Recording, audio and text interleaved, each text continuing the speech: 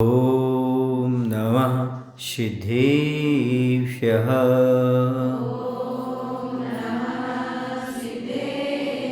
नमः श्रीवर्धमानाय निर्धूतकलिलात्मने सालोकानां त्रिलोकानां यद्विद्यादर्पणायते यद्विद्यादर्पणायते। बोलिए अहिंसा परमो धर्म की। देवाय देव श्री आदिनाथ भगवान की। आचार्य गुरुदेव भवन श्री विद्यासागर जी महाराज की। आचार्य समय सागर जी महाराज की।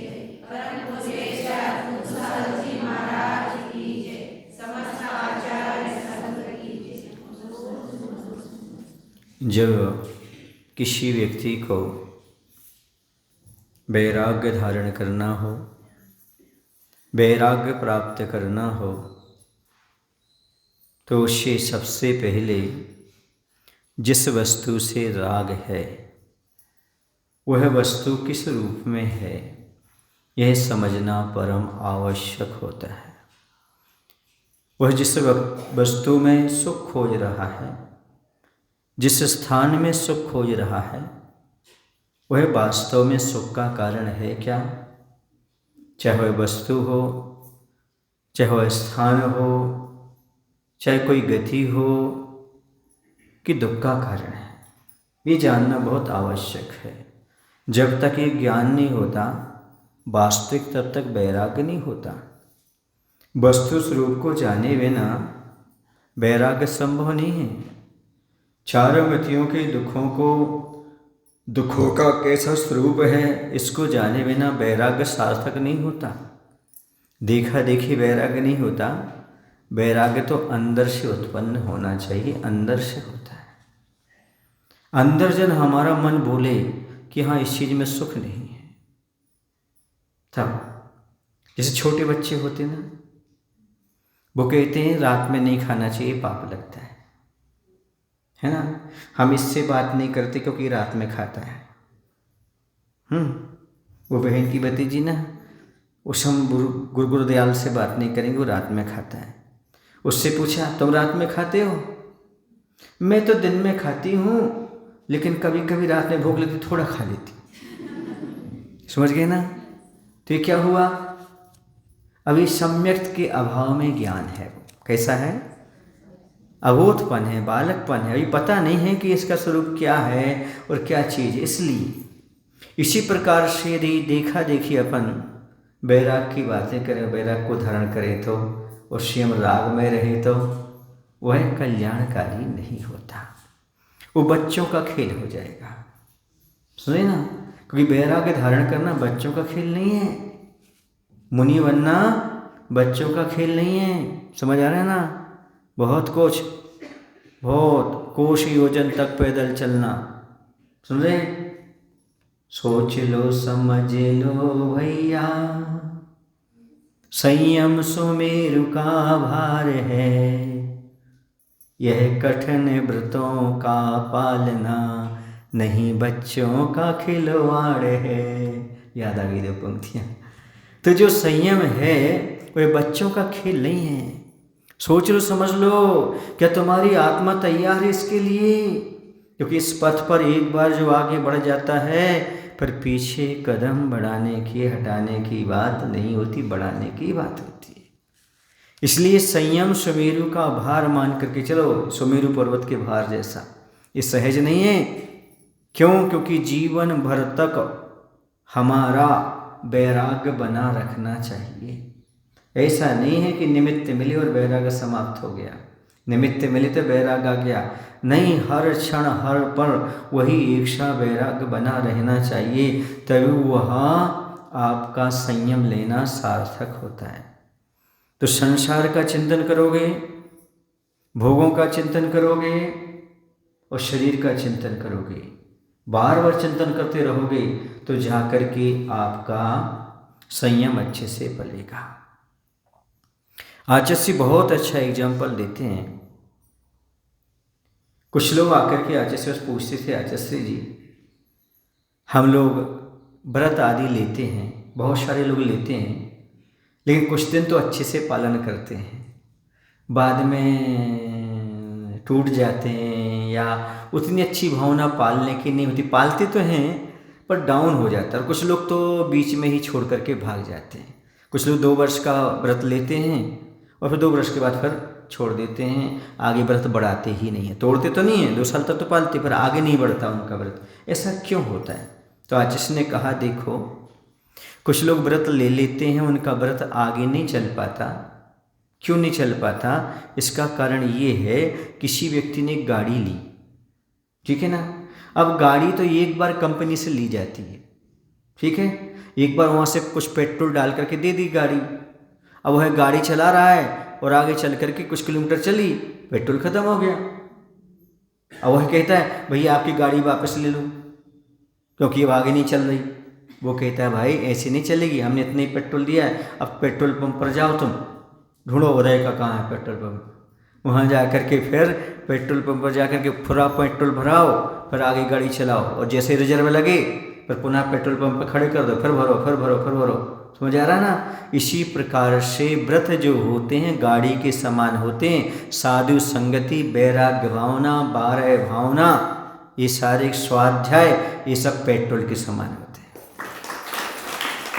व्रत का पालन करने के लिए साधु संगति चाहिए, वैराग्य भावना का पठन पाठन चाहिए, स्वाध्याय चाहिए, तभी जाकर के वह व्रत आगे बढ़ते हैं, व्रतों को आगे ले जाया जा सकता है। गाड़ी लेना आसान है, गाड़ी का मेंटेन करना कठिन होता है। ऐसे व्रत लेना सरल है, पर व्रत को आजीवन तक निभाना बहुत कठिन होता है। कभी कभी वैराग्य डाउन होता है, कभी कभी शरीर साथ नहीं देता, कभी और परिस्थितियां बनती हैं, तो उस समय पेट्रोल जरूरी है। स्वाध्याय करते रहोगे, साधुओं के पास आना जाना बना रहेगा, और वैराग्य भावना पढ़ते रहोगे, तो आपकी व्रत दृढ़ होगी। कहाँ है ना तत्वाशुद्ध ग्रंथ में, एक एक व्रत की 5-5 भावनाएं कही हैं। क्यों कहीं? तस्थैर्यार्थम, इनकी स्थिरता के लिए, व्रतों की स्थिरता के लिए 5-5 भावनाएं कही गई हैं। इसी प्रकार से 5 चीज़ें आपको बता रहा हूँ व्रतों की स्थिरता के लिए। क्या? संसार शरीर भोगों का चिंतन करना, साधु की संगति करना, स्वाध्याय करना। ये जब तक नहीं करोगे तब तक याद रखो बंधुओं, आपके व्रत पलेंगे नहीं। व्रतों को पालना है तो वैराग्य भावना आदि पढ़ना जरूरी है। इसीलिए वह चक्रवर्ती बज्जना भी चिंतन कर रहा है, और अब वह चिंतन करेगा मनुष्य गति का।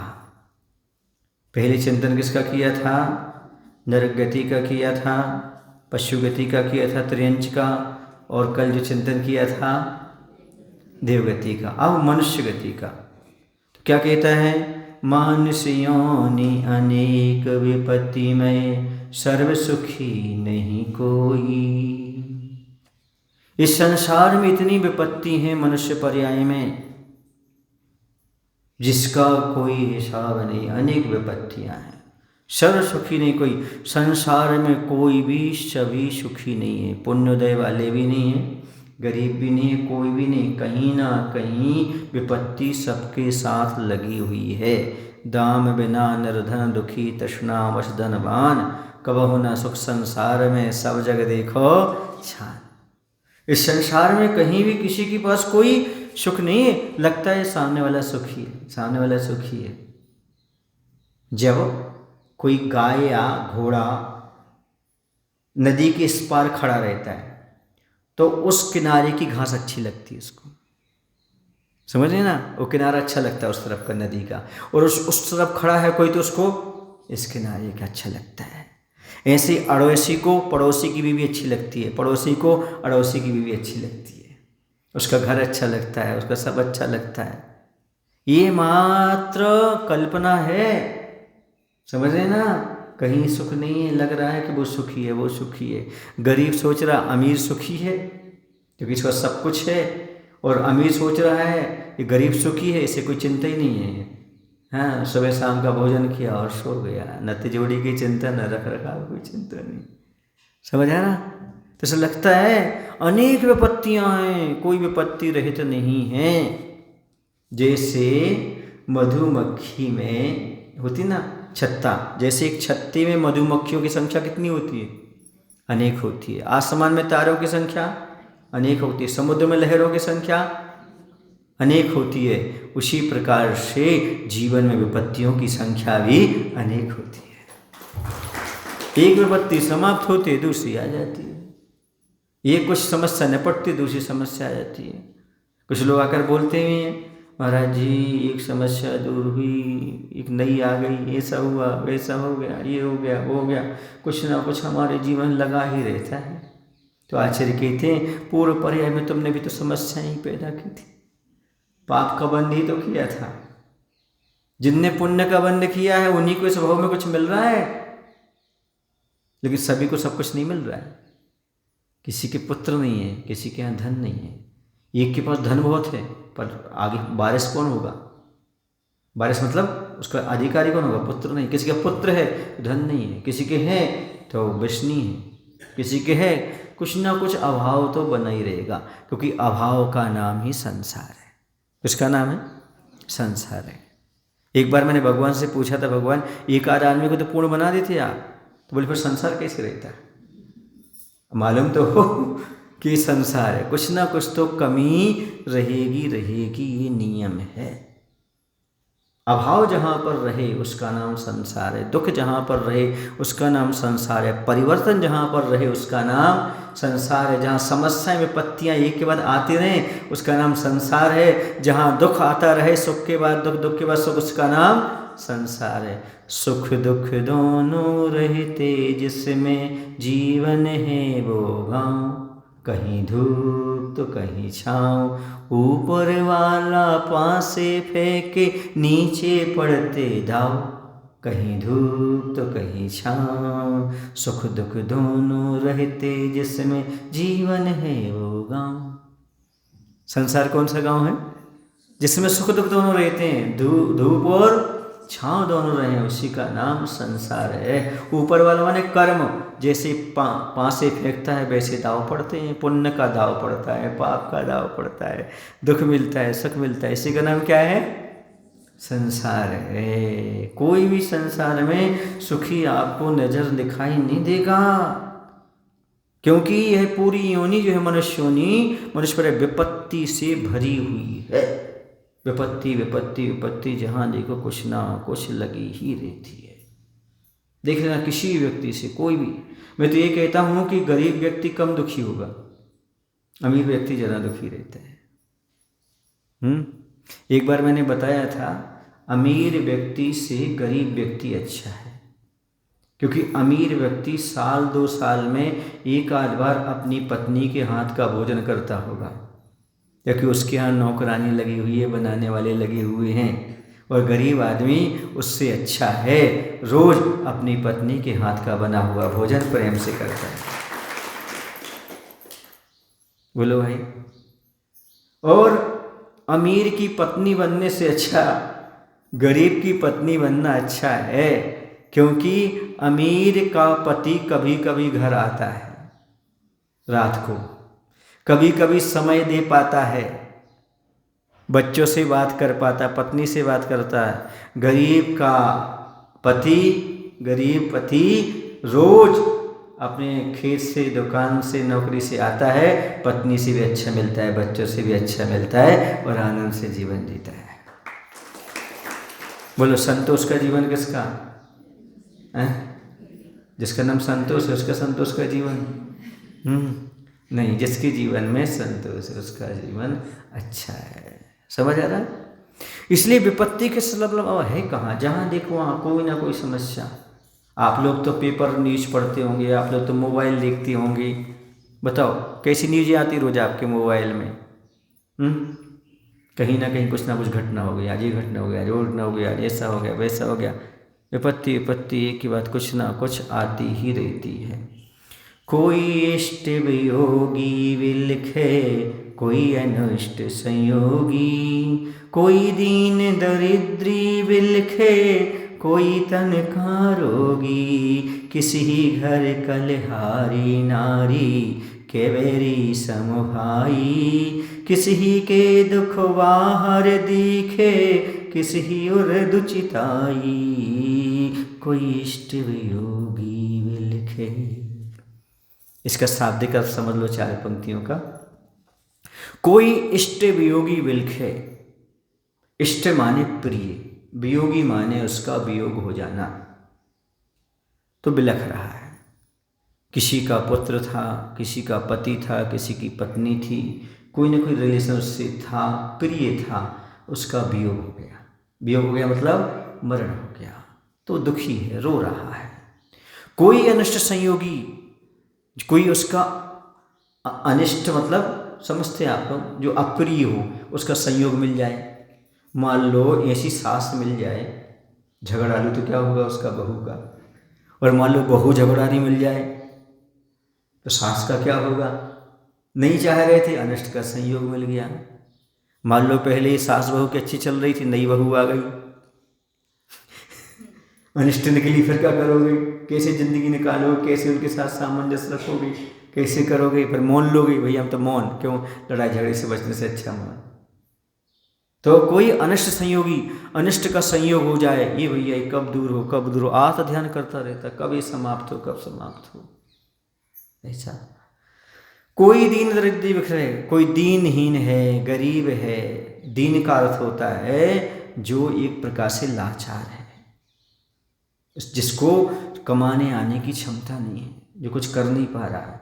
और दरिद्री माने गरीब, गरीब है, वह बिलखे, वह रो रहा है। कोई तन का रोगी, किसी को शरीर में कोई खतरनाक रोग है, व्याधि है, कुछ खा नहीं सकता, पी नहीं सकता, मेहनत कर नहीं सकता, कब क्या हो जाए कोई भरोसा नहीं। किसी ही घर कलहारी नारी, किसी घर में ऐसी स्त्री मिली है कि हमेशा तनी रहती है, जो अपने पति पर तनी रहे सो पत्नी, समझ गए ना। ऐसे के बेरी संभाई, पत्नी अच्छी तो भाई अच्छा नहीं है किसी के, बेरी के समान भाई है। किसी ही के दुख बाहर दिखे, किसी के ही और दुष्टाई, किसी के दुख बाहर दिख रहा है, सबको देखने में आ रहा है। किसी ही और दुष्टाई, किसी के मन से पूछो, मन में बिल्कुल दुख लग करके बैठा रहता है, गम रख करके बैठा रहता है, और कभी कभी तो रखी रखी अटैक आ जाता है। इतना दुखी होता अंदर ही अंदर, किसी से बोल नहीं पाता, किससे बोले, कौन सुनने वाला है, तो अंदर ही अंदर दुखी रहते हैं। इस प्रकार से मनुष्य पर्याय में दुख है। तो सबसे पहला इष्ट वियोगी बिलखे, अपने प्रिय का वियोग होने आने पर दुख होना। किसको नहीं होगा, सबको होगा। जिसका जो प्रिय होगा उसके वियोग से उसे दुख होगा ही होगा। और कहीं ऐसा नहीं है कि किसी का कोई प्रिय ना हो संसार में, कोई ना कोई किसी से तो प्रेम करता है, कोई किसी की आश्रित तो रहता है, और उसका वियोग हो जाता है तो वह दुखी रहता है, रोता रहता है, बिलखता रहता है। जब उसकी याद आती है आंखों से आंसू आ जाते हैं, जब उसके बारे में सोचता है तब दुखी होता है, किसी काम में मन नहीं लगता है। हाँ, भोजन पानी सामने रखा रहता, कब भोजन कर लिया कोई स्वाद ही नहीं आता। सामने वाले ने पूछा भोजन कर लिया, हाँ कर तो लिया, क्या दिया था, क्या पता क्या था, क्योंकि क्या है, अंदर कहीं ना कहीं दुख बैठा हुआ है। इष्ट का वियोग होने से देखो ना, जबकि ऐसा वियोग नहीं हुआ था। तदभव मोक्षगामी चरम शरीरी छायक सम्यदृष्टि, राम का प्रिय सीता से वियोग हुआ था कि नहीं। वनवास के समय रावण हरण करके ले गया था, पर कैसे बिलखते थे।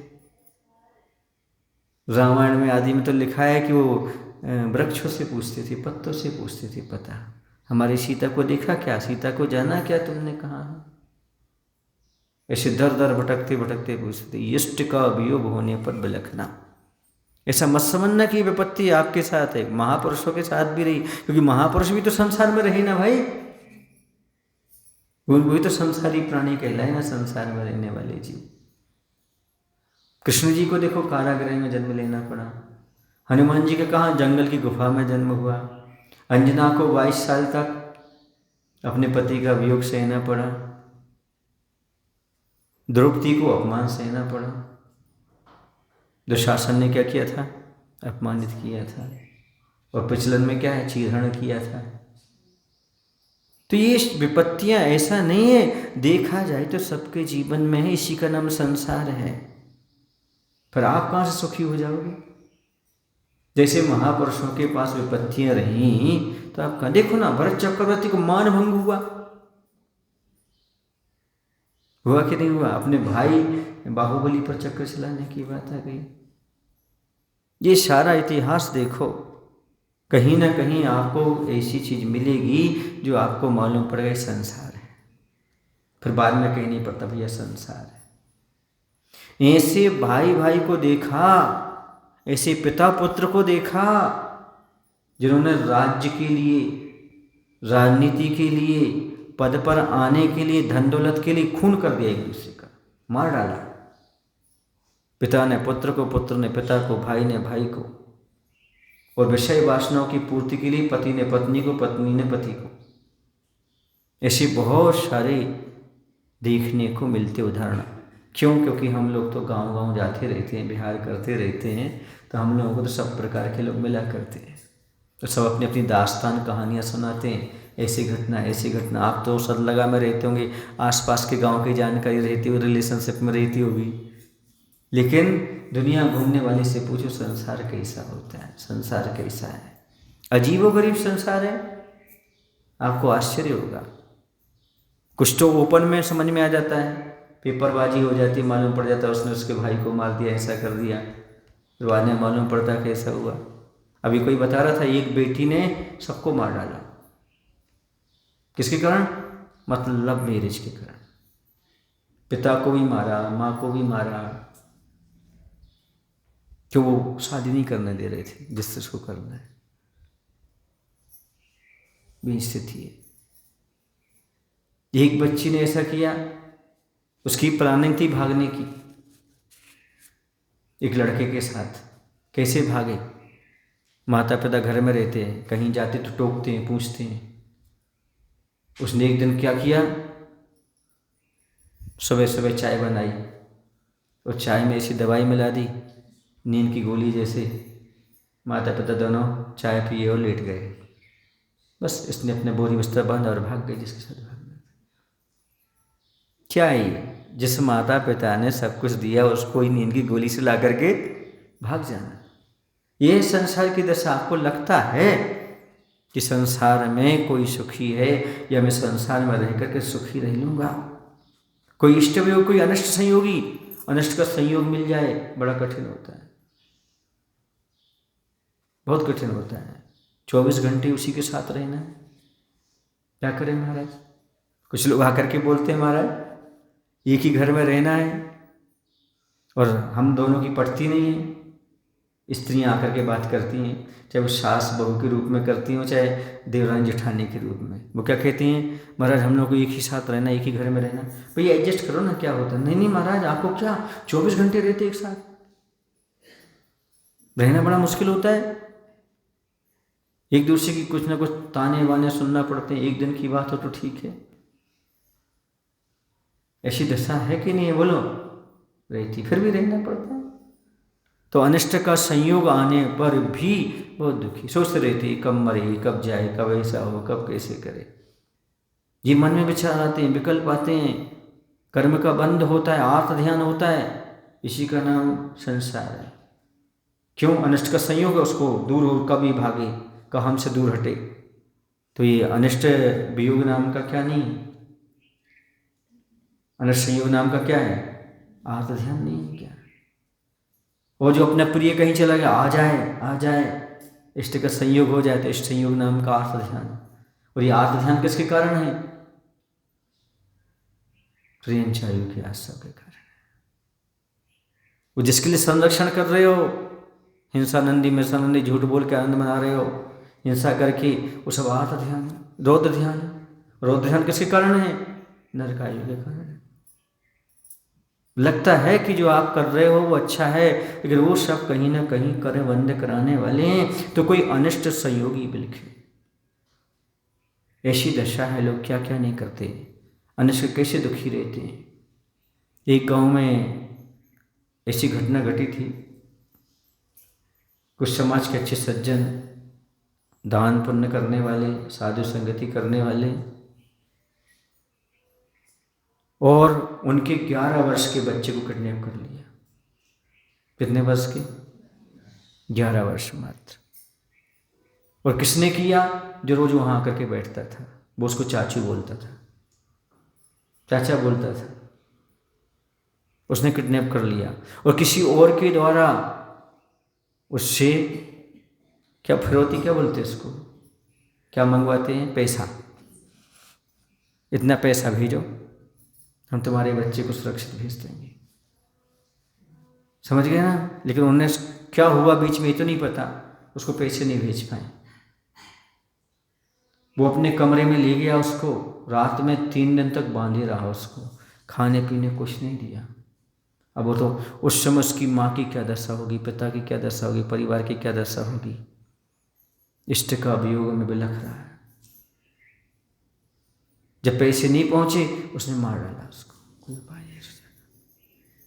और ये क्या बोलता है ना, अनाज का बोरा उसमें भरा, और जाकर के गांव के बाहर जो रास्ते में वो पुलिया रहती ना नीचे, सड़क के नीचे पानी निकलने का रास्ता, उसमें पटक दिया। फिर कोई यहाँ से निकला तो किसी ने कहा यहाँ तो कुछ पड़ा है, देखा, फिर ज्ञात हुआ कि वो 11 साल का बच्चा।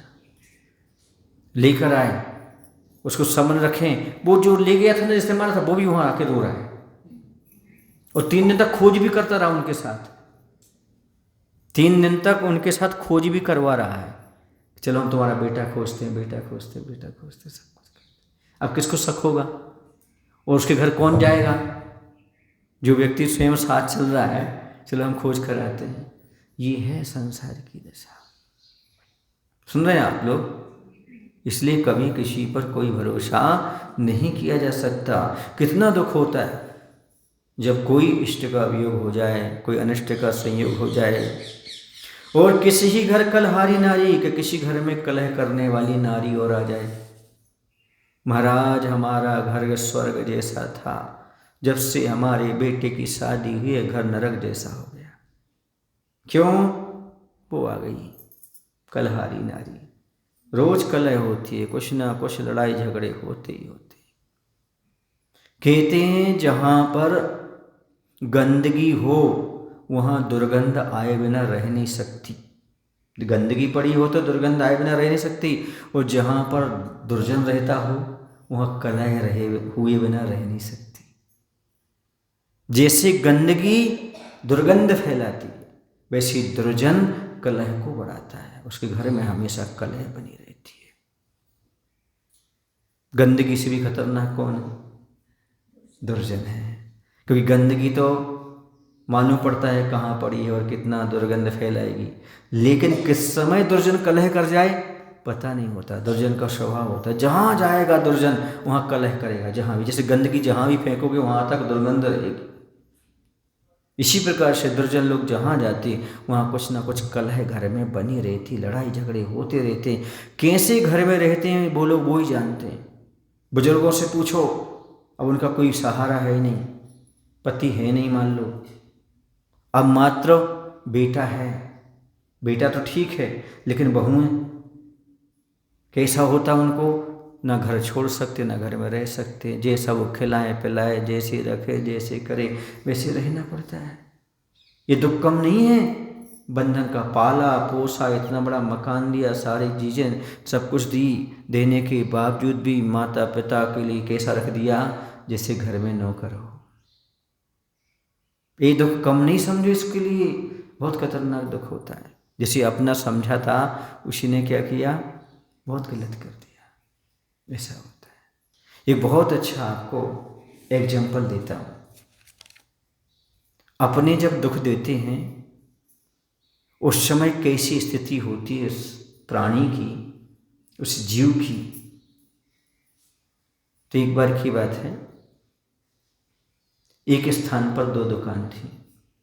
इस तरफ सुनार की दुकान थी, सुनार समझते हो, सोने चांदी वाले की। इस तरफ लोहार की दुकान थी, लोहा बनाने वाले की। और दोनों के यहाँ काम चलता था। यहाँ सोने की भी तपाई और पटाई होती थी, और यहाँ पर लोहे की भी तपाई और पिटाई होती थी, लेकिन आपको पता है जब सोने की पिटाई होती जब आवाज़ नहीं आती, लेकिन जब लोहा पिटता है तब। हाँ, तो एक टुकड़ा लोहे का उचट करके सुनार की दुकान पर आ गया। तो उस सोने ने पूछा लोहे के टुकड़े से कि पिटाई तो मेरी भी होती है और पिटाई तो तुम्हारी भी होती है, पर मैं आवाज़ नहीं करता, तुम इतना आवाज़ क्यों करते हो? बोले देखो, तुम हो सोना और तुम्हारी पिटाई लोहे से होती है, वो पराया है। कौन है वो? तुम्हारा पराया है। पराया मारता तो इतना कष्ट नहीं होता, मैं लोहा हूँ और लोहे का हथौड़ा होता है, जब अपने को अपना मारता है तब कितना दुख होता है, आपको क्या पता है? इसलिए लोहा आवाज करता है, सोना आवाज नहीं करता। दूसरा पिटाई करे, दूसरा मारे तो उतनी तकलीफ नहीं होती, जितना जिसके भरोसे हैं वो पिटाई करे उतना दुख होता है। इसी प्रकार से वर्तमान में सोने का दुख किसी को नहीं है, लोहे का दुख बहुत से लोगों को है। अपने ही अपने को मारते हैं। जिन्हें सब कुछ दिया वो कुछ देने के लिए तैयार नहीं होते। जिन्हें गोद में खिलाया अब वो घर में रखने के लिए तैयार नहीं होते। जिन्हें बोलना सिखाया है वो अब चुप रहना सिखाते हैं। तो उन माताओं को कितना तकलीफ होती है, वही इस चीज़ को जानते हैं। इसी का नाम संसार है। समझ आ रहा है आपको? हाँ, तो बहुत खतरनाक दुख है, अपनों का दुख। और कह रहे, क्या कह रहे हैं कि किसी घर कलहारी नारी के बेरी संभाली। तो ऐसी स्त्री, आप लोगों ने जैन सिद्धांत प्रवेशिका का नाम सुना? उसको लिखने वाले कौन थे? पंडित गोपाल दास जी बरैया, प्रसिद्ध पंडित थे। उनकी पत्नी थी, इतनी तेज पत्नी थी, कलहारी नारी थी। पंडित जी की पत्नी कैसी थी आपको पता नहीं होगा। हुक्का पीती थी वो। हुक्का समझते हो ना? वो लंबा लंबा रहता है और वहाँ से धुआं निकलता है, यहाँ से सूटा मारती। मैं नहीं मार रहा, बता रहा हूँ। एक प्रकार से नशा कहलाता है वो, है ना? और भर कर कौन देते थे? पंडित जी। नहीं दो तो लड़ाई झगड़ा। और बताते एक बार ठंडी का समय था। किसका समय था? वो शास्त्र स्वाध्याय से लौट करके आए थे, रोज स्वाध्याय कराते थे वो। पत्नी की दशा देखो। और मित्र मंडली के साथ आए घर में और चिल्लाना शुरू कर दिया, तुम्हें कुछ नहीं है, मत मंदिर है, धर्म है, ऐसा है वैसा है। उन्होंने कोई जवाब नहीं दिया। तो और तिल मिला गई, वो कोई जवाब नहीं देते। उसने उठाया घड़ा ठंडा पानी का, ठंडी के समय वो डाल दिया उनको। वो शांति से सहन कर गए। साथियों ने पूछा, पंडित जी क्या करूं? उन्होंने एक ही बात कही, यदि मैं इतना सहनशील बना हूं तो मेरी पत्नी की कृपा से। सुखी रहना तो क्या विचार करोगे, क्या सोचोगे, क्या कर सकते? कोई उपाय तो है नहीं। किसी ही घर कलहारी नारी के बेरी संभाई। 4-5 भाई हैं और सबकी पत्नियां हैं, उसमें एक ही गलत निकल जाए पूरा परिवार तोड़ देती है। 3-4 अच्छे हैं, 2 अच्छे हैं मान लो, 3 हैं, 4 हैं मान लो, तो 3 अच्छे हैं, एक गड़बड़ है तो पूरा परिवार टूट जाता है, एक से ही टूट जाता है। कि कलहारी नारी, कलहकारी नारी हो जाए तो फिर तो क्या। नारी बिल्कुल छुरी का काम करती है, आरी का काम करती है। आरी समझते हो? काटने का काम। नारी चाहे तो अपने पूरे परिवार को स्वर्ग बना दे, स्वर्ग जैसा वातावरण बना दे। और नारी चाहे तो स्वर्ग जैसे परिवार को नरक बना दे। और आजकल नरक बनाने वाली ज़्यादा हैं, स्वर्ग बनाने वाली कम हैं। वो पुण्यशाली जीव हैं जिनके यहाँ नारियाँ घर में स्वर्ग का निर्माण कर रही हैं। पूरे परिवार को काट डालती है, उसकी जुबान चलती है। और जब जुबान की नहीं सुनी जाती तो ब्रह्मस्त्र शुरू हो जाता है। ब्रह्मस्त्र समझते हो? दोनों आंखों से आंसू, फिर तो पिघले गई सामने वाला। और पति को पिघलाने में कितना टाइम लगता है, और माँ को पिघलाने में कितना टाइम लगता है? कहते माँ को पिघलाने में ज़्यादा टाइम नहीं लगता जैसे मोमबत्ती को पिघलने में देर नहीं लगती। मोमबत्ती समझते हैं? टच ही तो करना है, आग को, और क्या होती है, पिघलने लगती है। वैसे माँ से थोड़ा कहा, हाँ बेटा ठीक है, माँ क्या कहेगी, तुम्हें जैसा अच्छा लगे तो ठीक है, हमारी तो ज़िंदगी जैसे तैसे निकल गई बेटा, तुम लोग खुश रहो सुखी रहो, हमारा क्या है। ऐसा कह करके माँ अपने मन को मार करके और शांत बैठ जाती है। होता कि नहीं होता, बोलो भाई। ये है संसार की दशा। कलहारी नारी क्या क्या नहीं कर लेती, पूरा कलह करती रहती। छोटी बड़ी से मतलब नहीं होता है। जैसे नींबू की बूंद कितनी छोटी या बड़ी हो, और यदि दूध में डाल दो तो पूरे दूध को फाड़ देती है। हाँ? दिन भर सुरक्षित रखा, एक बूंद शाम को गिर गई, पूरा फट गया। ऐसे जीवन और परिवार बहुत अच्छा रहा, लास्ट में एक बूंद आ गई, पूरा का पूरा परिवार फट गया। ये होता है। बुजुर्गों की दशा तो और खतरनाक होती है।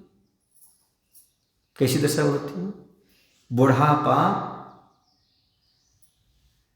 किसी भी ताले में ना लगने वाली चाबी के समान है।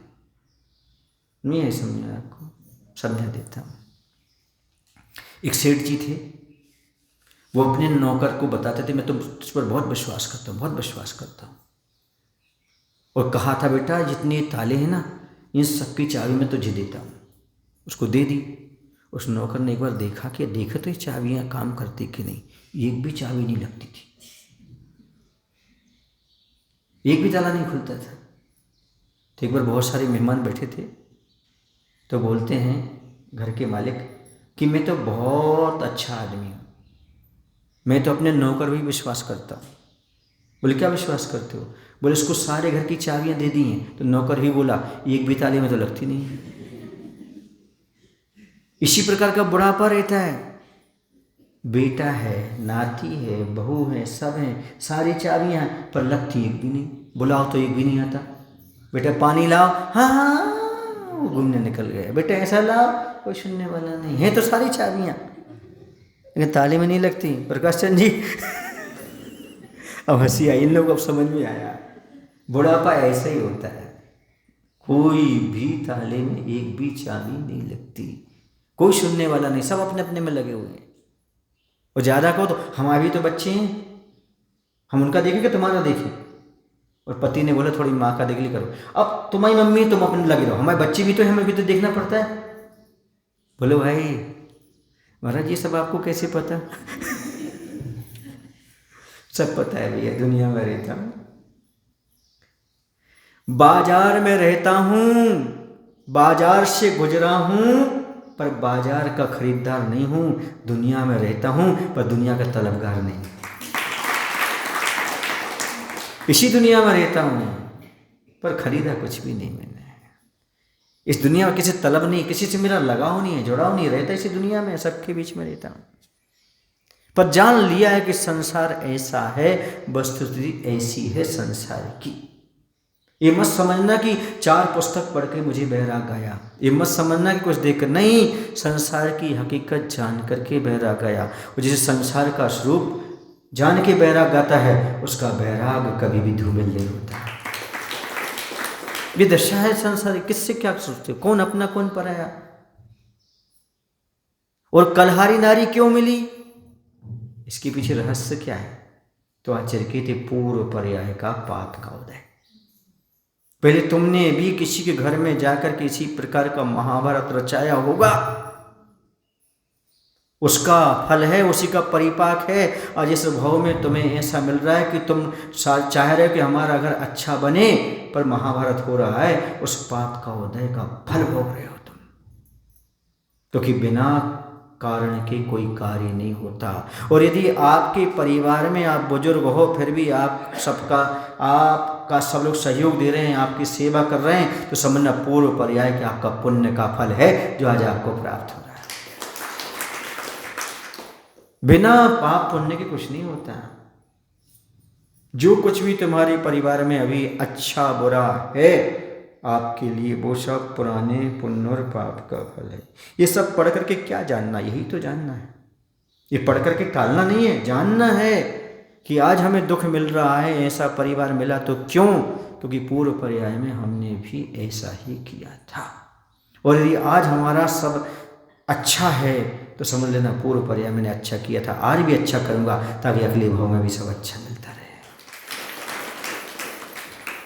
अकेली स्त्री को दोष मत दो, अकेले परिजन को दोष मत दो, कर्मों को भी सोचो, कर्म भी हमने कुछ किए थे, वही फल हमें मिल रहा है। किसी को बुरा भला कहने से नहीं, ये बैराग भाव इसलिए नहीं पड़ रहा कि किसी को बुरा भला कहने लगो आप और अपने मन में लाओ, अरे वो तो ऐसी स्त्री है, वो तो ऐसा भाई है, वो तो ऐसा पुत्र, इसलिए नहीं।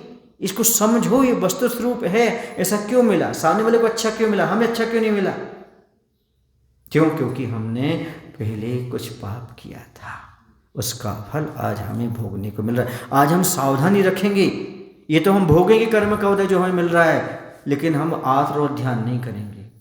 ठीक है, हमारा आ रहा उदय में हम भोगेंगे, अब हम धर्म ध्यान करेंगे और सबके प्रति संभाव रखेंगे। हमारे प्रति कोई गलत भी करे तो भी हम कहेंगे भगवान इसका भला करो, ताकि अगले भाव में हमें सब भले भले प्राप्त होते जाए। कैसे ही बच्चे हों, वल्ले मक्कड़ू, कैसा बोलो, वल्ले मक्कड़ू, अच्छे बच्चे हैं, चिन्ना के दे, सब अच्छा है, बढ़िया है, चांगला है, सब बढ़िया है, ऐसा बोलो। क्यों? आगे यदि आप दुख से बचना चाहते हो तो हाँ, हमारा घर है जैसा है अच्छा है, हमारी समाज है जैसी है अच्छी है, समझा? समाज का ही दोष नहीं है, आप यहाँ पैदा हुए तो आपका भी तो दोष है। जैसे परिवार आपको मिला ऐसे में परिवार का दोष नहीं, आपका भी तो है। इस चीज़ को हम भूल जाते हैं, तो ऐसे संसार में रहते और कह रहे हैं कोई इष्ट योगी बिलखे, कोई नरसंगी, कोई दीन दर्दी बिलखे, कोई तन के रोगे, किसी ही घल कलहारी नारी के बैरी सम भाई। और भाई भी बैरी समान निकल जाए तो कुछ भाई ऐसे होते भाई भाई की काटते रहते, भाई भाई का हित करते रहते, उन्हें दुखी करते रहते हैं, उससे आगे बढ़ते रहते, वो आगे ना बढ़ जाए, ऐसा होता है। कहीं कहीं तो ऐसा होता है कंपनी आदि में कुछ चीज़ में सामने वाले को नीचे गिराने के भाव रहते हैं, वो भाई ऐसे क्यों बढ़ जाए, नहीं बढ़ना चाहिए। और कुछ ऐसे होते हैं मेरा सब कुछ चला जाए लेकिन मेरे भाई का भला हो जाए। तो बहुत सारी गतिविधियां संसार में चलती रहती हैं। भाई भाई के साथ घात करता है, किसके कारण? धन के कारण। मैं कहता हूं सब कुछ करो लेकिन कम से कम भाई के साथ दगा तो मत करो, भाई को अंधेरे में तो मत रखो, भाई को धोखा तो मत दो, भाई की संपत्ति तो मत छीनो, भाई को नीचे दिखाने का काम तो मत करो, भाई की निंदा तो मत करो। यदि आपने इतना भी कर लिया तो समझो बहुत बड़ी बात कर ली। क्यों? क्योंकि आज लोग अपने भाई की काटने में लगे हैं, अपने भाई को नीचे दिखाने में लगे हैं, अपने भाई को अहंकार बस धन बस उसकी निंदा कर देते हैं और उसका अहित भी कर देते हैं। तो भूल कर भी कभी ये काम भाई के साथ मत करना, वरना इस भाव में दुखी हो, परभाव में दुखी होगी, परभाव में भाई ही नहीं मिलेंगे, या तो त्रेंच बनोगे या नारकी बनोगे जहाँ कोई भाई नहीं रहता। इसलिए भाई के साथ अच्छा करो ताकि आगे भाई मिले और स्वर्ग जैसा संपदा आपको प्राप्त हो। भाई से छल कपट मत करो। याद रखो, भाई की संपत्ति को छीन करके, भाई की संपत्ति को छीन करके तुम बड़े आदमी बन सकते हो पर महान नहीं बन सकते। और अपनी संपत्ति थोड़ी सी भाई को दे करके, उसकी मदद करके, उसका सहयोग करके तुम बड़े भी बन जाओगे और महान भी बन जाओगे। क्या बिगड़ता है थोड़ी संपत्ति भाई को देने में, मदद करने में? नहीं, हम भाई की संपत्ति छीनने में लगे हुए हैं क्योंकि भाई दुर्बल है, अनपढ़ है। कई बार ऐसा होता है कि जैसे 3 भाई 2 भाई हैं ना, तो अब कोई एक भाई खत्म हो गया, उसकी बीवी भी है, बच्चे भी है। बच्चे सुनना, अब धन का बंटवारा नहीं हुआ था पहले, अपन ने अपने नाम से ज़्यादा कर लिया, उस बेचारे के नाम पर कम दे दिया। अब वो रो रहे, दुखी होते हैं। क्या होते हैं? दुखी होते हैं। अब तुम्हारा बिगाड़ क्या लोगे? तुम्हारे पास है क्या? तुम स्त्री ठहरी, तुम्हारे बच्चे छोटे हैं, हमारा है, क्या करोगे? अब कहाँ लड़ने जाए, क्या करने जाए? इस संसार की दशा है। समझ आ रहा है आपको कि नहीं आ रहा है? दुखी है, आज ध्यान, रात दिन बद्दुआ झेलो। अब तुम बद्दुआ, पैसा रख के क्या करो, दौलत रख के क्या करो, जमीन रख के क्या करोगे? सामने वाला जो दुखी हो रहा है और रोज़ जो दुखी होता है उसकी बद्दुआ तुम्हें लगी तो क्या होगा। इसे कहते अपने परिजनों की बद्दुआ कभी मत लेना, क्योंकि आपको पुण्य से परिजन मिला है और परिजन यदि दुखी होता है आपके कारण, और किसके कारण, थोड़ी सी ज़मीन के कारण, थोड़े से पैसे के कारण, थोड़ी मकान के कारण, तो धिक्कार है तुम्हारे जीवन को। निश्चित रूप से तुम्हारी दुर्गति है।